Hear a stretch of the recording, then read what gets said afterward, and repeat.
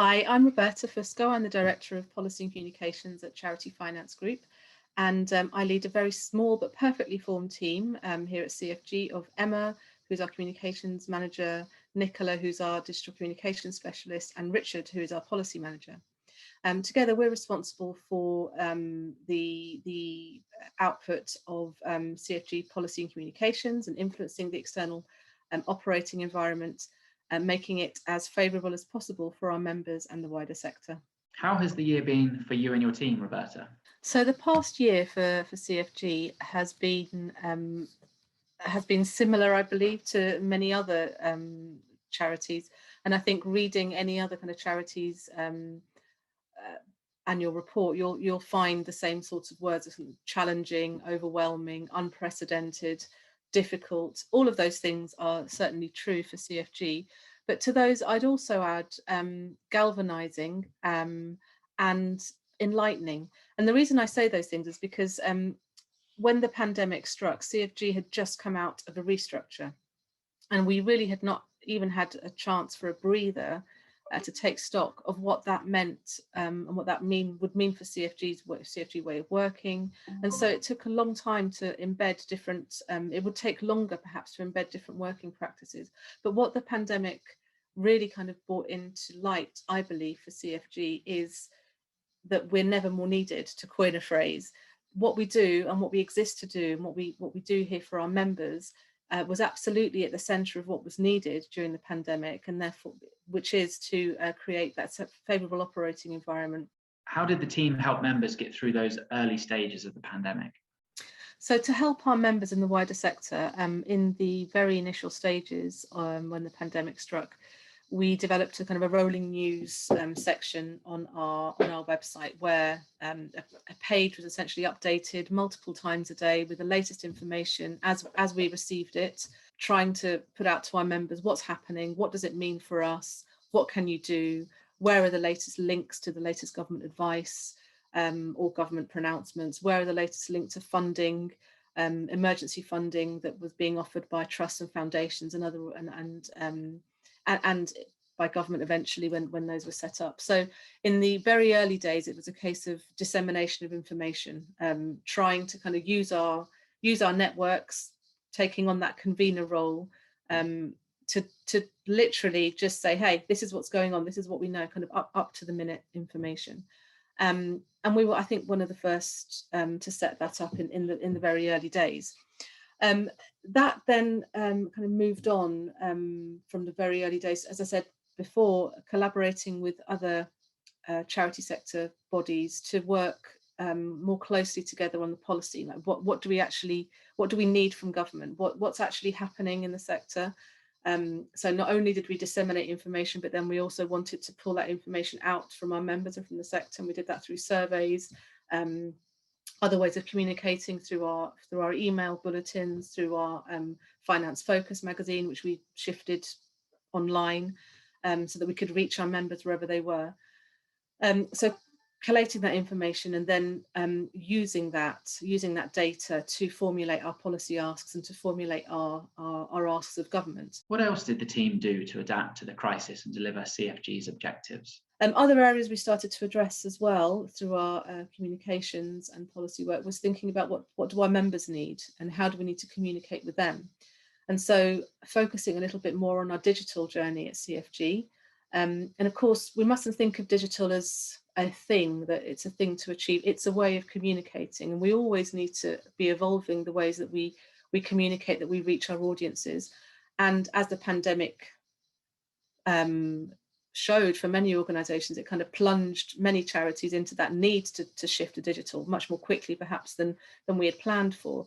But we now need to spend a bit more focus on kind of going back and unpicking, do those applications work? Does it work for us?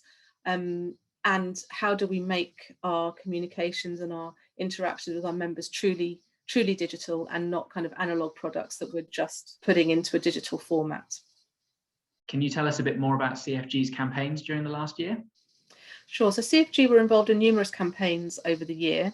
And I'm really proud, actually, of CFG's communications work in this area, which was boosted by by a new recruit who helped us to really focus much more on those external campaigns. So the main ones, the ones that took up the most time were the Never More Needed campaign, which actually started before it became Never More Needed. We had the Everyday Counts campaign, and that started with CFG and the other infrastructure organisations that's, you know, in the first early days started to collaborate.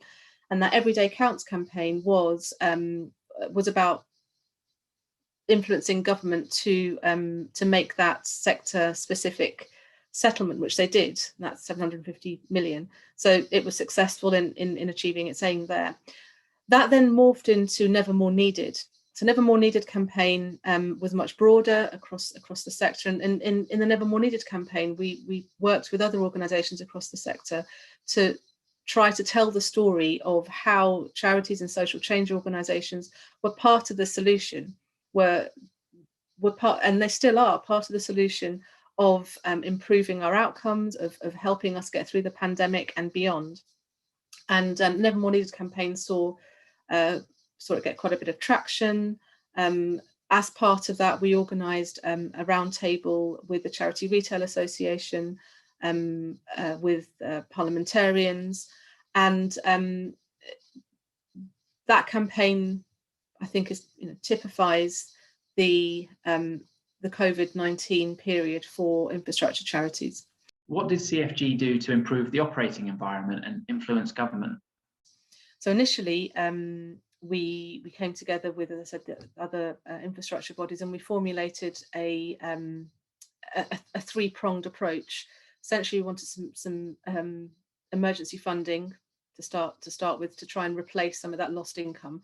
And our initial ask was for a 3-month period. If we think back now, you know, we're still in crisis mode in many respects, but at that time we were working on a 3-month, you know, on the assumption that we would be out of the woods in 3 months.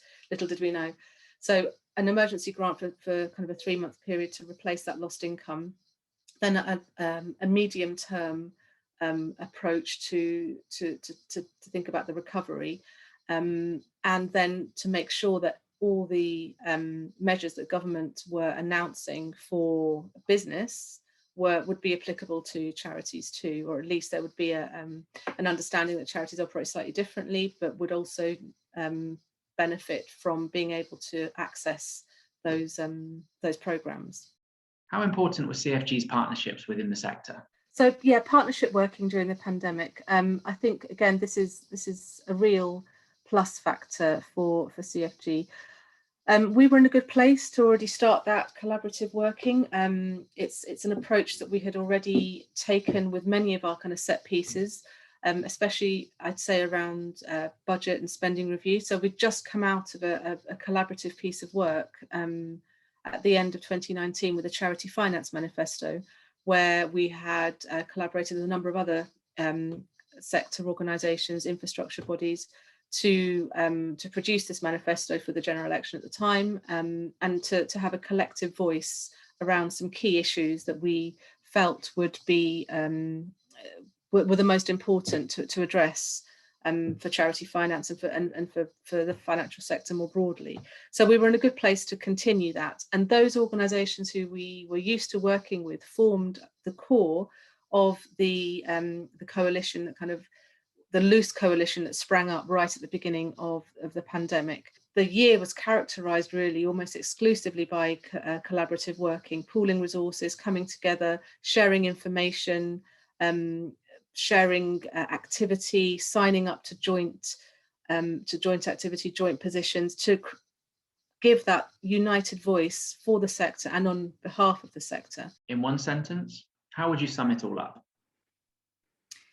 My summary of the year in one sentence would be to say, for CFG, it cemented our purpose. It showed the value of what CFG is here to deliver, and we are never more needed.